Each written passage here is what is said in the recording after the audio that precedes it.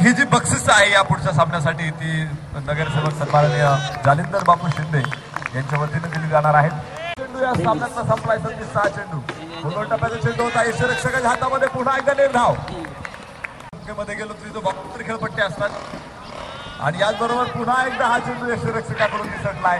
निर्धाव चेंडू लागोपाठचे 3 चेंडू परत एकदा 36 चेंडू हो पुन्हा एकदा फक्त वारा घातलाय। लागोपाठचा 4था चेंडू निर्धाव पहिला षटक पहिलं तर सन्माननीय दिनेश भाऊ अग्रवाल यांच्याकडून 500 रुपयाचे बक्षीस दिलं जाईल। बघायचंय धाव एक नक्कीच मिळणार आहे। फेक केलेली आहे